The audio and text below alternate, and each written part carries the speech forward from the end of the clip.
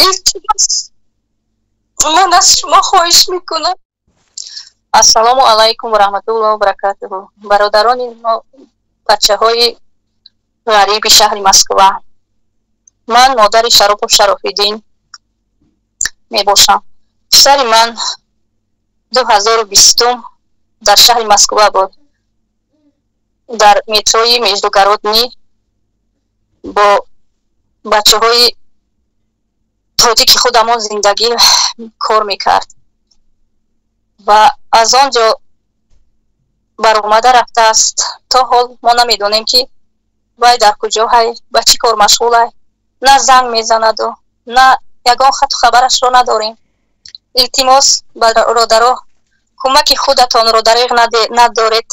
3 سال این جانب که من در زار و حیران برای پسرم و برای از دست دادنی جگربندانی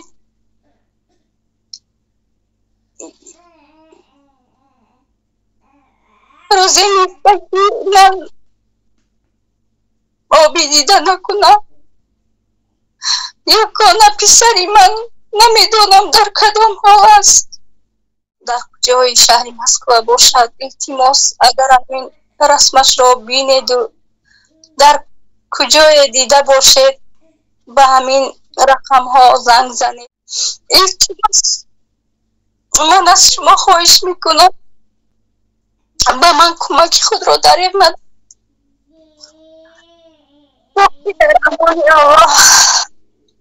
بچه های غریب سلامت باشید.